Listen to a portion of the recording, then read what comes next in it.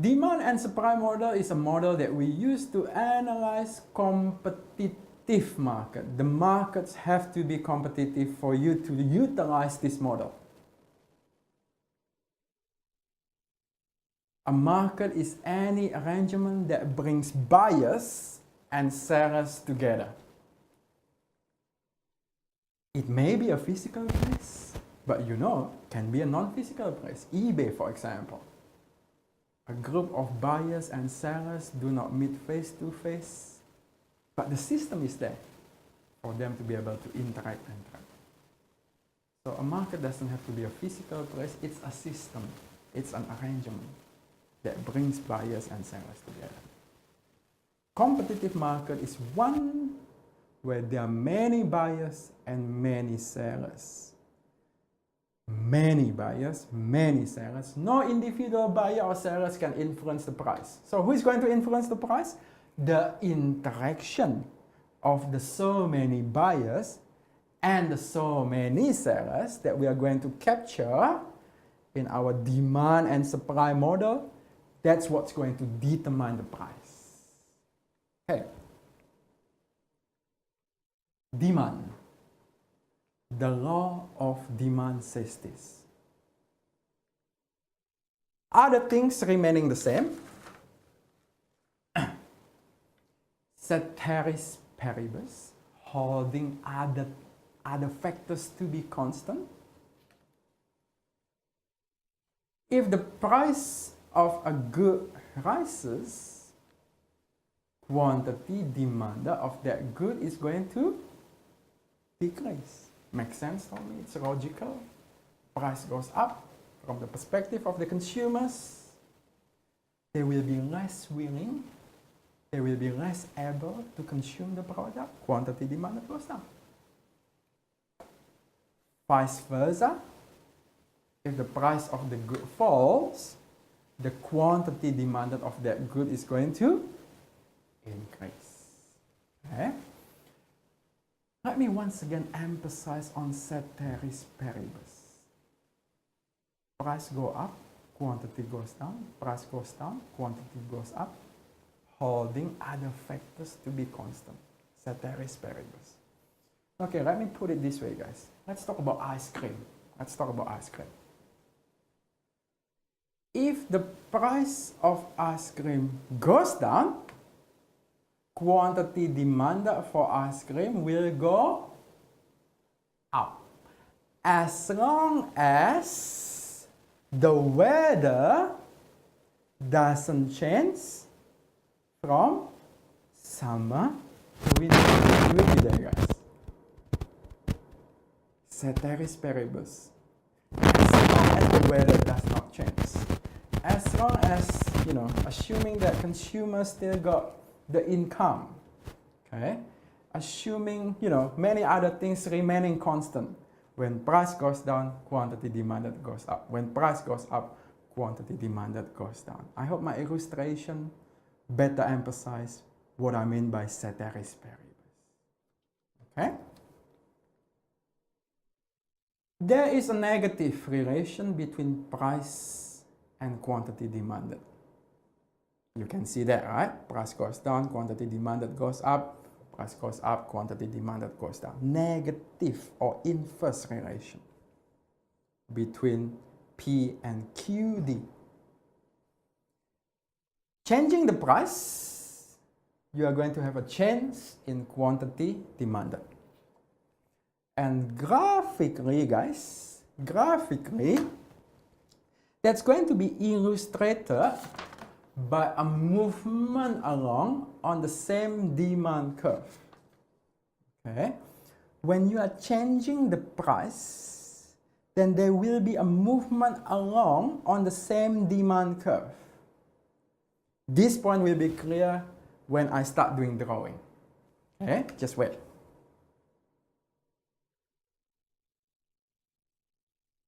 Demand is the relationship between quantity demanded and the price of a good, when all other influences on buying brands remain the same. Ceteris paribus, nothing else is changing. Okay, you ready, guys? Let's start to do some drawing. We'll go back to the PowerPoint presentation actually. Okay. Okay, what are we talking about here, guys? We are talking about bottles of water. All right. Very important. On the y-axis, price. On the x-axis, quantity. Okay, always do that, guys. Price on the y-axis, quantity on the x-axis, or quantity demanded on the x-axis. Okay.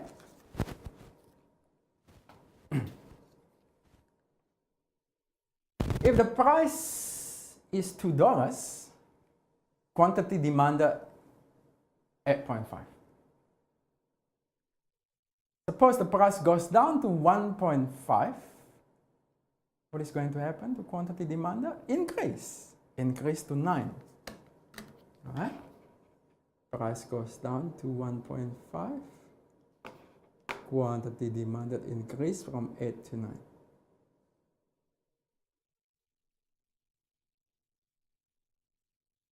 If the price goes down even further to $1, quantity demanded has increased to 10. And so on. Okay? So, if we connect all these points, we have a downward sloping demand curve. We have a downward sloping demand curve. That is to say, there is an inverse relation between price and quantity demanded. Okay, I really want to emphasize this, guys, and again, do drawing as I do it, guys. Let's do this. We'll switch to the visualizer.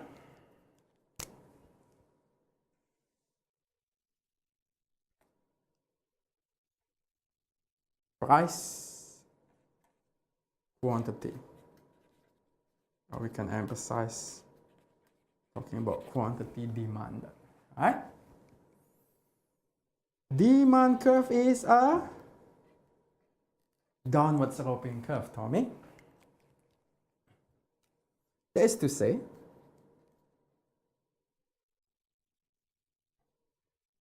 if the price is there, quantity demanded will be there. Right?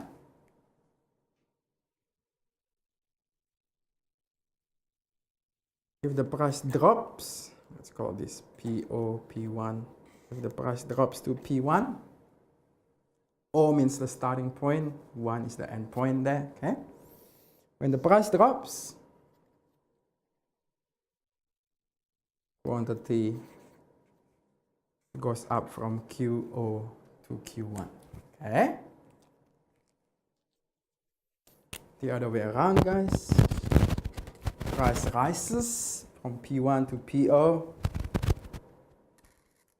Quantity will fall from Q1 to QO. Right? And effectively, guys, we're just moving from one point to another point along the same demand curve. Are you with me? Okay. So when we change the price, that's going to change the quantity demanded. All right. Inverse relationship, guys. Price drops, quantity demanded goes up. Price go up, quantity demanded goes down. And graphically, guys, what are we talking about? Changing the price, we are talking about movement along points on the same demand curve.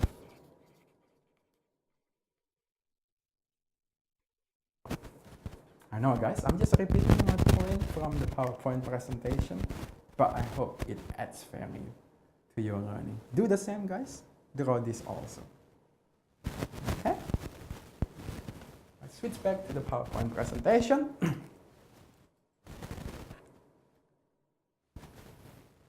Now we are going to change demand.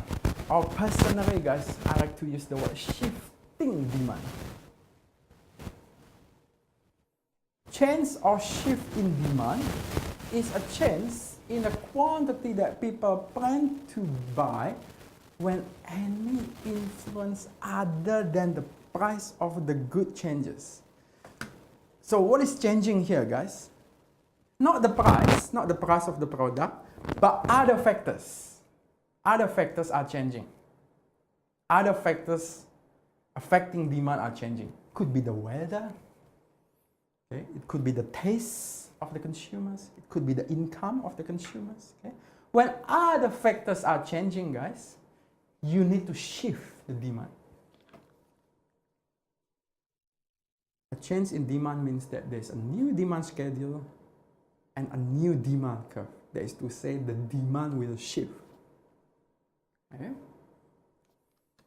Again, here we are not changing the price. Price do not change. Okay? But what is changing? Other things change, like weather, taste, income, etc. And graphically, what do we have to do, guys? Shift the demand curve. Alright?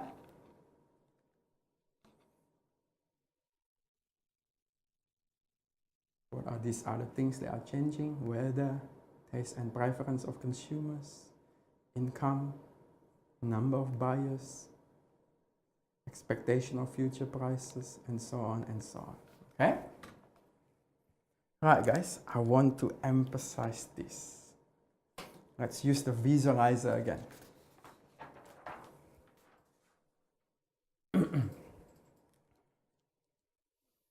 Okay, I feel like talking about ice cream.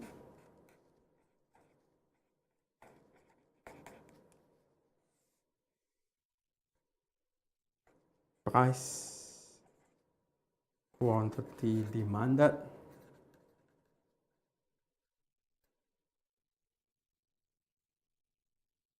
demand. Okay?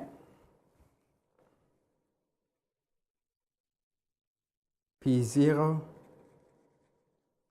Q. Let's just call that Q. Okay? So currently, this is the demand situation, guys, illustrated by the demand curve. When the price is at P0, quantity is there. Alright? Just say, guys, this is the demand condition during winter time.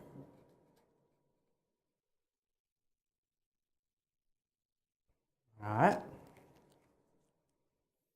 But now the weather changes from winter to summer.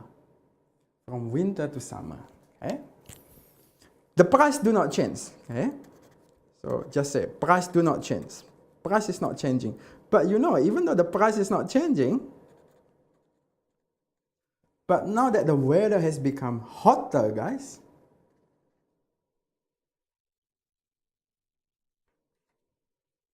the quantity demanded will increase. Alright? Price do not change, but the weather has become hotter. Alright? So effectively, guys, you need to draw another curve.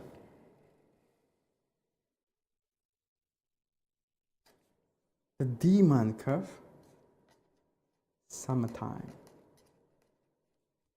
Alright?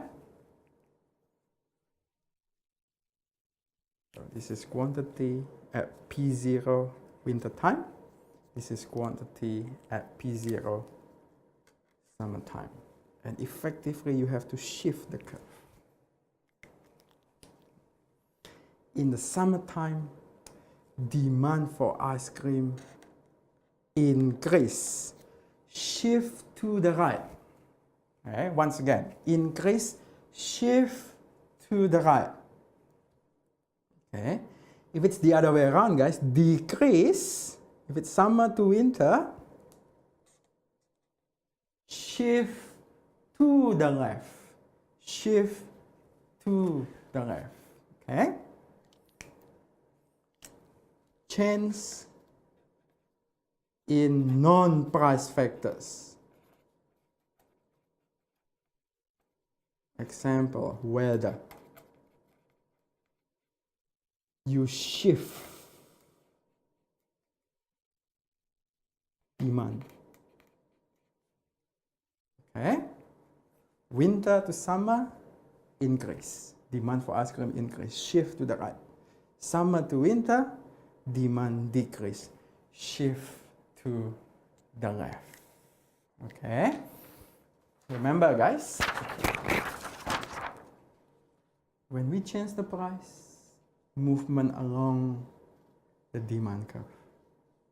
Changing the price, change the quantity demanded, is a movement along the demand curve. Okay? But when the weather changes, how do we illustrate that, guys? You shift the curve accordingly.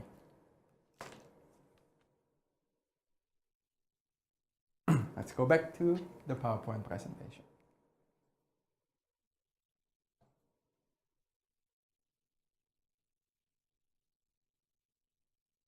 Movement from, that movement of 1 or that movement of 2 is just a movement along the same demand curve. So what causes that, guys?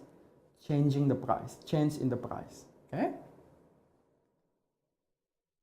But movement 3 and movement 4 is a shift. What is causing that, guys?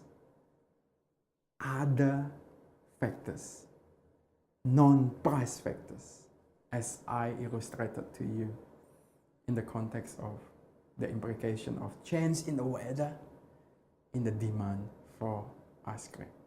I'll see you in the next part of the recording.